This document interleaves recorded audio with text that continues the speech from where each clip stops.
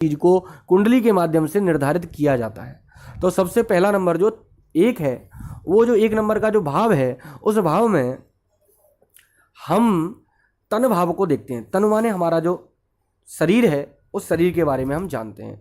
दूसरे से धन भाव को, तीसरे से सहज जिसमें भाई बहन, चौथा सुहृत, पांचवा सुत, छठा रिपु, सातवां जाया, आठवां मृत्यु, आयु, नवा भाग्य, 10वां कर्म, 11वां आय और 12वां व्यय। अब पहली बात आपके मन में प्रश्न उठा होगा कि भाई ये तो बता दिए, इनसे समझ में तो कुछ नहीं आया कि भाई ये तनु क्या है, धन क्या है, सहज क्या है, श्रुत क्या है, सुत क्या है, रिपु क्या है, जाया क्या है। अब हम इसको विस्तार से आपको समझाते हैं। अब एक बात और समझ लें, जो ग्रह है जिस घर में बैठा है उसका प्रभाव कैसे होगा, हम इसके आगे वाली वीडियो में जानेंगे। लेकिन पहले हम ये जानेंगे कि इन सब ग्रहों में, इन सब भावों में हम किस किस चीज़ों की जानकारी प्राप्त कर सकते हैं। पहली चीज, सबसे पहला भाव था तन भाव। अब तन भाव से हम रूप, रंग, आकृति, प्रकृति, स्वभाव, मस्तिष्क और अपने दादा के बारे में जान सकते हैं। दूसरा भाव था धन भाव। धन भाव से हम वाणी, हमारी वाणी कैसी है, हम पर धन कितना है, हमारी पैतृक संपत्ति कितनी है, हमारा कुटुंब कैसा है, हमारा परिवार कैसा है, हमारा दायां नेत्र। इसी से हमारे दाएं नेत्र के बारे में भी जाना जाता है कि मान लीजिए इस घर में अगर द्वितीय भाव में सूर्य बैठा है तो इससे हमारे दाएं नेत्र की रोशनी को हम प्रभावित करता है। इसको हम जानेंगे, आगे जानेंगे। अभी पहले हम इस भाव के बारे में जानें। अगला तीसरा भाव जो है तृतीय, उसको हम कहते हैं सहज भाव। भाई बहन, नौकर, साहस, अवसाद, प्रवास, कहाँ हमें घूमने जाना है, हमारा गला, हमारे कान, हाथ, नाक और औषधि, इन चीज़ों के बारे में हमें जानना है। आप अपनी कॉपी और पेंसिल लेकर बैठें। आपको अगर कुंडली सीखनी है तो, और कुंडली सीखनी नहीं, केवल नहीं है देखना ही देखना है, तो सोच लीजिए देखने से कुंडली नहीं आएगी। आप कॉपी पेंसिल लेकर बैठें और जानें किस प्रकार से हमने आपको विस्तार से कुंडली सिखाई। अगर आप इस पूरी वीडियो को विस्तार से देखते चले जाएंगे तो मैं समझता हूँ आप धीरे धीरे कुंडली में विशेषज्ञ बन जाएंगे और किसी भी कुंडली को देखकर बता देंगे कि इस कुंडली में क्या दोष है, ये कैसी कुंडली है, और पहचान कर बता देंगे।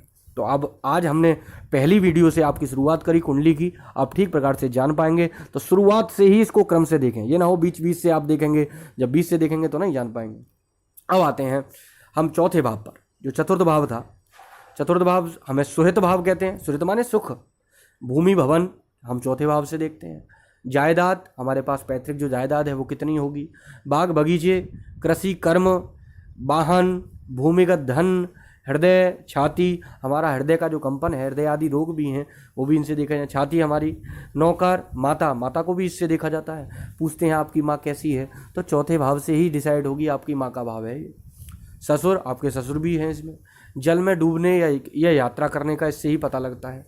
पांचवा भाव, ये संतान का भाव है कि आपकी कितनी संतान है। किसी व्यक्ति की संतान नहीं हो रही है तो इस पांचवें भाव से ही डिसाइड करना पड़ेगा कि भाई संतान होने का कारण क्या है, किस ग्रह की युति बनने से हमारे संतान नहीं हो पा रही या हमारे संतान हो रही है, यही कारण आप जानेंगे। तो पहले ही संतान भाव से हम क्या देखेंगे, विद्या, बुद्धि, हमारी लॉटरी, सट्टा, आकस्मिक धन, जिसकी हमें कभी आकांक्षा नहीं रहती वो मिलेगा कि नहीं, या लाभ होगा या हानि होगी। वैदेशिक भाषा माने और भी विदेशी भाषा हम जो जानते हैं वो इसी से। मशीनरी, औजार का ज्ञान, केमिकल औषधि, क्या हम इन औषधि के बारे में भी जानते हैं। शोध प्रबंध, हम शोध कैसे कर पाते हैं। रचना, संतान व संतान के आचरण कैसे होंगे। रूप रंग का विचार, हमारा रूप रंग माने संतान का रूप रंग कैसा होगा। धातु क्षय, हम जो नहीं है, हमारे शरीर में पौष्टिकता जो आती है वो धातु से आती है, हमारा धातु पौष्टिक है तो हमारा शरीर पौष्टिक होगा। तो इसी प्रकार धातु क्षय के बारे में भी जानेंगे। पेट, पीठ का सुख दुख, हमारा पेट और पीठ भी इसी से निर्धारित होता है कि हमारी कमर में बड़ा दर्द है, पेट बढ़ता ही जा रहा है। तो ये सब चीज़ें भी आप संतान भाव से ही जानेंगे। पेट संबंधी विकार भी इसी से जानेंगे। मंत्र सिद्धि, जो लोग तंत्र विद्या में नहीं पारंगत होते हैं वो मंत्र सिद्धि में पारंगत कब होंगे, जब उनका संतान पक्ष बलवान होगा। स्त्रियों का मासिक धर्म भी इसी से निर्धारित किया जाता है। अब आता है छठा भाव, रिपु भाव कहते हैं। रिपु माने होता है शत्रु, शत्रु या यश, अपयश, पाँव संबंधी विचार, हमारे पाँव में जो रोग है वो पता लगेगा। रोग या चोरी का भय, ये भी पता लगेगा। गुप्त शत्रुओं से हानि, कितनी शत्रुओं से हमें हानि होगी या लाभ होगा ये भी पता इसी से लगेगा। चाची या मामा से हानि या लाभ ये भी पता लगेगा। कुष्ठ या व्रण, हमें कुष्ठ माने कोढ़ संबंधी विकार होगा कि नहीं होगा, ये सब हमें छठा भाव, जो छठा नंबर आपने देखा था वो छठे भाव से हमें इसका पता लगता है। अब 7वें नंबर पर आते हैं। हमारा जो 7वां नंबर है स्त्री या प्रतिभाव, जिसे हमने जाया कहा था।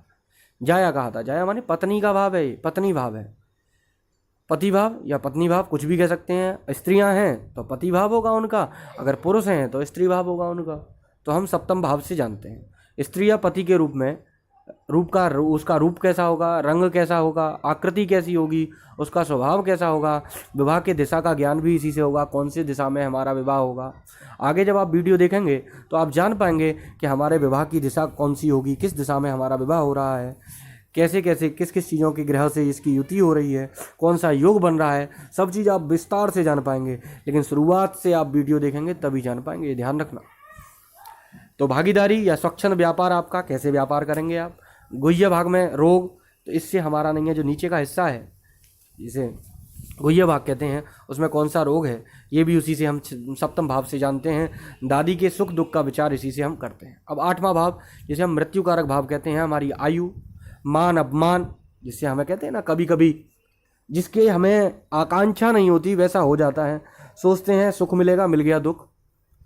तो ये अष्टम भाव से होता है। अष्टम भाव में पापी ग्रह बैठने पर पापी ग्रह जैसा प्रभाव देगा, पुण्य ग्रह बैठने पर पुण्य ग्रह जैसा प्रभाव देगा, लेकिन देगा कष्टकारी। बहुत कम है कि जो हमें लाभकारी दे। लाभकारी कौन सा प्रभाव देगा, क्योंकि ये पापी ग्रह है, पापी घर है, तो पापी घर में पापी ग्रह ही अच्छा प्रभाव देगा, पुण्य घर अच्छा प्रभाव बहुत कम देगा। देगा तो जरूर लेकिन कम देगा। अगला आयु भाव से हम क्या जाने, हमारी आयु कितनी है। हमें रोग, विष, विषैले जंतु का भय, ये बात आप ध्यान रखना कि हम अष्टम भाव में जो ग्रह बैठा है उस ग्रह से उस बीमारी का हम 80% तो काउंट कर लें कि भाई वो बीमारी हमें उसी से मिलेगी। मान लीजिए आपके घर में इसमें अष्टम में चंद्रमा बैठा है, तो चंद्रमा हमें क्या देता है, शीतलता, सर्दी, जुकाम। मान लीजिए मंगल बैठा है तो मंगल क्या देता है, सर दर्द। ऐसे हर एक ग्रह का अपना अपना प्रभाव है अष्टम ग्रह में बैठने के बाद। लेकिन अब इसको बारे में मैं अभी इस वीडियो में पूरा क्लियर नहीं करूंगा। जब मैं इसको पढ़ाऊंगा या इसको समझाऊंगा तो आगे इसके बारे में विस्तार से समझाऊंगा। तो आगे आत्महत्या, लोग आत्महत्या कर लेते हैं, वो इसी घर से करते हैं, लोगों के मन में विचार इसी से आता है। एक्सीडेंट कब है, एक्सीडेंट जो होता है वो इसी ग्रह से होता है, घर से होता है। तो इस भाव के बारे में आप याद रखना कि हमारा एक्सीडेंट हुआ तो इस ग्रह की युति से हुआ, कैसे हुआ ये सब आप जान पाएंगे। चोरी इसी से व्यक्ति सीखता है। पाँव के कष्ट, चोट चपेट, ऋण या कर्ज, ये सब इसी अष्टम भाव से हम जानते हैं। अब नवम भाव पर आते हैं। नवम भाव हमारा भाग्य का है। भाग्य के बारे में, हमारा भाग्य कैसा रहेगा। आपने अपने हाथ में एक अंगूठी के पास एक बड़ी रेखा देखी होगी, उसके बीचों बीच में, हमारे हाथ के बीचों बीच में एक लंबी रेखा बन जाती है, वो इस भाग्य रेखा पर निर्धारित होती है। ये भाग्य हमारा कैसा है, हमारी उन्नति होगी या अवनति होगी। धर्म, वैराग्यता, इसी के माध्यम से हम जानते हैं हम कितना धर्म करेंगे या हम कितने वैरागी होंगे। हम धर्म करेंगे या अधर्म करेंगे, इसके बारे में भी इसी से जान पाएंगे। देवालय, हम देवालय जाएंगे कि नहीं जाएंगे, ये भी इसी से जानेंगे। धर्मशाला, हम धर्मशालाओं का निर्माण करेंगे नहीं करेंगे। पाठशाला पढ़ेंगे या नहीं पढ़ेंगे, इनका निर्माण करेंगे या नहीं करेंगे, इनका जीर्णोद्धार करेंगे या नहीं करेंगे, या परदेश का वास करेंगे या नहीं करेंगे। परदेश माने दूसरे देश में जाएंगे या नहीं जा पाएंगे, इसी भाग्य से हम जानते हैं। तो कहा भी यही जाता है, भाग्यम फलति सर्वत्र, कि हमारा भाग्य हर जगह अपना प्रभाव जरूर दिखाता है, लेकिन हम उसके लिए प्रयास जरूर करते हैं। ये नहीं कि हम आलसी की तरह घर पर पड़े हैं और सोचें भाग्यम फलति सर्वत्र, भाग्य के माध्यम से हमें सब कुछ मिल जाएगा। तो इसका ये सोचना आप छोड़ दें, ऐसा कभी ना करें, क्योंकि हम अगर भाग्य के भरोसे बैठे रहेंगे, हो सकता है कि भगवान द्वार पर तो थे लेकिन आप द्वार खोलने तक गए ही नहीं, उसके प्रयास करने के लिए नहीं गए। तो ये बात आप ध्यान रखना, प्रयास आपको ही करना पड़ेगा, भाग्य आपका तभी काम करेगा। आगे साले बहनोई का सुख, इसी से जानते हैं। पेट और पीठ के बारे में भी इससे जानते हैं। दसम भाव हमारा कर्म का भाव है, इससे हम पिता को देखते हैं। कर्म, हमारे कर्म कैसे हैं, अच्छे हैं या बुरे हैं। कार्यों में निष्ठा या अवसाद, कार्यों में हमारी निष्ठा है या नहीं है, ये बजानते हैं। पिता का सुख है या दुख है ये जानते हैं। सामाजिक मान, हमें समाज में मान मिलेगा, प्रतिष्ठा मिलेगी, राजकीय लाभ मिलेगा, हानि मिलेगी, पिता का स्वभाव कैसा होगा व उनकी पद प्रतिष्ठा कैसी होगी, यश कैसा होगा, अपयश होगा। सासु, हमारी सास। वैदेशिक यात्रा, विदेश की यात्रा भी इससे जानते हैं। आकाश मार्ग की यात्रा, माने यार खूब हवाई जहाज में घूम रहे हैं, इसी से जान पा रहे हैं।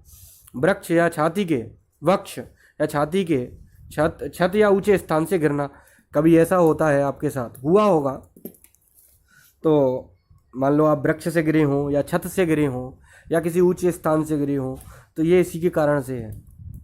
राजकीय नेतृत्व हमारे अंदर कितना है वो इसी से आप जान पाएंगे, 10वें भाव से। अब 11वें भाव, शत्रुता या मित्रता का है। 11वां भाव हमारे आय भाव इससे इसी से निर्धारित होता है।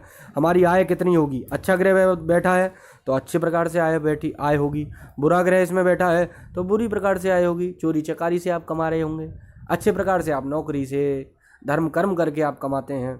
अपव्ययता, कितना खर्चा इसी से होगा ये पता लगेगा। मामा से हानि या लाभ इसी से होगा। तीर्थ यात्रा या तीर्थवास, हम तीर्थ में जाके वास करेंगे या तीर्थ यात्रा करेंगे। शत्रु का संकट, जब धन ही नहीं होगा तो संकट, धन ज़्यादा हो जाएगा तो संकट भी आ जाएगा कि भाई कैसे छिपा के रखूँ उससे धन। ऋणग्रस्त स्थिति, बाईं आँख इसी से हम देख नहीं।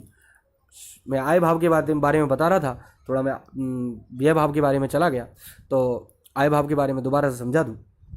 आय शत्रुता या मित्रता के बारे में। आय स्थायी या अस्थायी स्रोत, कि आय का स्थायी रूप से रहेगी कि नहीं रहेगी। पुत्र वधू, दामाद का सुख दुख, गला कान और नाक को कष्ट के बारे में आय भाव बताता है। 12वां जो भाव है जिसको हम व्यय भाव के रूप में कहते हैं, व्यय माने खर्चा होता है, संस्कृत में व्यय कहते हैं खर्चे को, कि हमारा खर्चा कितना हो रहा है। अगर आपके कुंडली में खर्च ज़्यादा चल रहा है, आप नहीं है, आप कमाते कम हैं और खर्चा ज़्यादा करते हैं, तो सोच लीजिए आपके व्यय भाव में कुछ ना कुछ कमियां हैं। अब आप इस व्यय भाव को सही कैसे करेंगे, तो आप जान लीजिए किस ग्रह की युति से आपको ये व्यय भाव हो रहा है, खर्चा ज़्यादा हो रहा है, तो हम इसके बारे में आपको आगे बताएंगे। तो सद्व्ययता और अव्ययता। सद्व्यय माने अच्छे प्रकार से व्यय कैसे होगा और बुरे गलत कामों में। मामा से हानि या लाभ, तीर्थ यात्रा से या तीर्थवास कैसे होगा। शत्रु संकट, ऋणग्रस्त की स्थिति, बाईं आँख इसी से देखते हैं। चाचा मामी या मान सम्मान, इनको हम इसी के बारे में देखते हैं। तो मैंने आपको कुंडली के पहले चैप्टर को पढ़ाया। अभी आप ये ना समझो कि हम बहुत कुछ जान गए, अभी आप बिल्कुल शून्य हैं। शून्य का मतलब है आप कुंडली को अभी विस्तार से जानने के लिए अभी आपने ये भाव सीखे कि हमारे जो 12 भाव कुंडली में 12 जो स्थान बने हुए हैं उन स्थानों में क्या क्या चीज़ हम जान पाते हैं। अब आगे की कुंडली में आप क्या जानेंगे कि मान लीजिए 12 स्थानों में कौन सा ग्रह कहाँ बैठा है, कैसे बैठा है और कौन से ग्रह में वो उच्च का होता है या नीच का होता है, ये सब आप अगली वीडियो में जान पाएंगे। और पहली बात, एक बात और बता दूं, अगर ये वीडियो आपको अच्छी लगी हो और आप इससे जान पाए हो ठीक प्रकार से, तो लाइक करना, कमेंट करना और दोस्तों तक पहुंचाना भी ना भूलें, क्योंकि हो सकता है किसी को आवश्यकता हो ज्योतिष सीखने की, और ज्योतिष सिखाने वाले बहुत कम हैं। तो मैं समझता हूं अगर आप प्रयास करेंगे और मैं आपको अच्छी तरीके से समझा पाऊंगा तो इससे बड़ा क्या होगा। तो धन्यवाद सभी के लिए। लाइक करना और सब्सक्राइब करना ना भूलें। जय हिंद, जय भारत।